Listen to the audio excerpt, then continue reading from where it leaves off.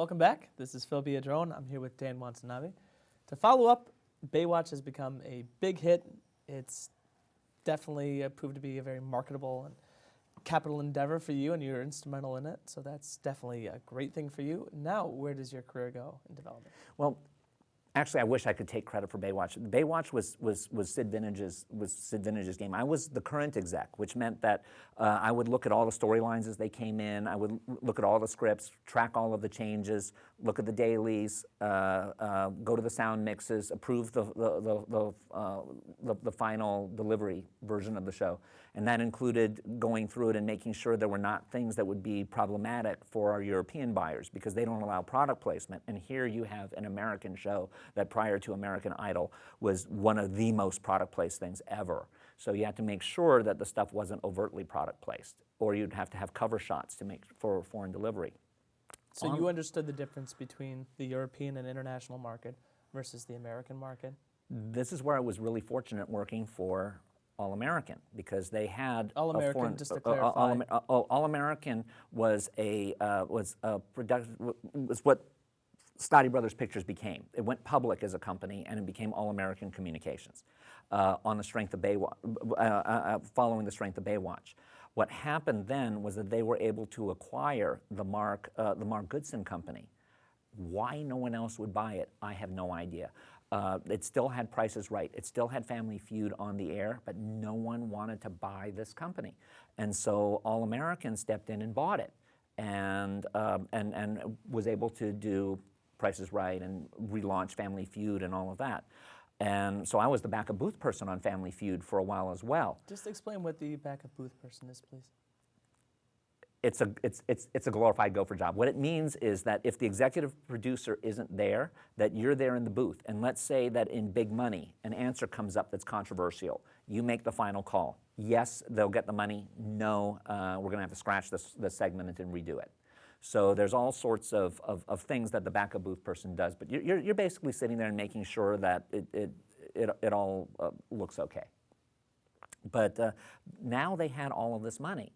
And what happens? On ABC, they run a show called Millionaire. Now game shows get hot everywhere. And at this point, All American becomes very, very attractive to a foreign buyer, which is Pearson. A big publishing company in the U.S., Penguin Putnam, Simon & Schuster, all of that is Pearson.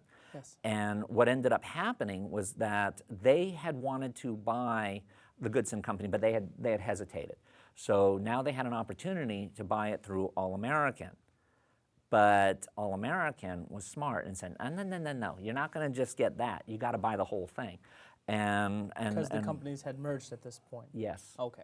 And so they were able to play a very, very smart game, and they got the $550 million for the company.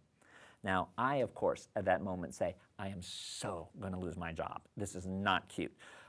Because my big credit is Baywatch, which is a show that's a hit, but it's not respected. So it doesn't necessarily lead to another gig. Right. And now that you have a new boss, technically. Yes. But I ended up staying at the company another 5 years. What happens when your company is acquired? You now have a new boss. Is your position secure at the company? Absolutely not. The moment your company gets bought by someone else, no matter how much you've been told nothing's going to change, get your resume out there and start thinking about what your Act 3 in your life is going to be, because you have a very good chance of being turned out of this company. So no one is indispensable? No one is ever indispensable. I fortunately was able to last at the company for another 4 years because of, again, my boss, Sid, was great. He knew what I was capable of doing, and he told the big boss, he goes, you can't let this guy go, because you'll see, he can come up with stuff at the drop of a hat. So they did a test for me that I didn't know was a test. They asked me to do an analysis of season 8 of Baywatch and why it was having a problem in the ratings. So in 4 days, I came up with a 150-page report that went through every episode, went through all of the actors, went through all of the script issues, talked about which episodes were having problems in the ratings, which characters were popping with viewers and all of that. Good thing you type fast. Yes, exactly. And Sid turned that to the bosses, and they were like, okay, you're right, we'll keep him. So you've proven yourself and continually have to prove yourself You over will and over. always have to prove yourself again and again, and that's okay. It's just part of it.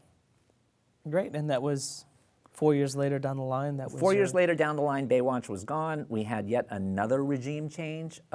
In all honesty, I believe, now there's no proof of this, but I believe that Fremantle was getting ready to exit the US. This was right before American Idol was picked up. And so they were cutting staff. They got rid of a big chunk of the New York office. My contract was expiring, and they didn't renew it. And for me, of course, it was like, all right, my whole life definition was this job. And now this job is going. I have turned into Emo Yannings in the last act of The Blue Angel. But Lost me. it actually turned out to be one of the best things ever. In other words, you become this pathetic loser. And it was the best thing that ever happened, because then I got into academia, I became a teacher, and worked at a market research company, so it all worked out.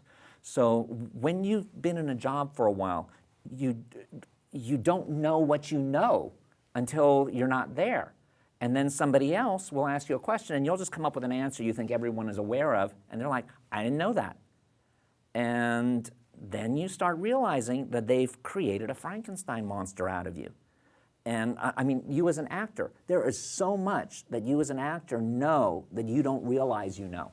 That if you ever went into a front office job, you would be able to just reel it off the top of your head, and they would look at like you had like you were a monster, because they wouldn't know where that came from. But yet it would be exactly what they needed. So you don't know what you don't know, and it turned out to work for me. Well, words of wisdom. Thank you so much, Dan. Okay, well, thank you.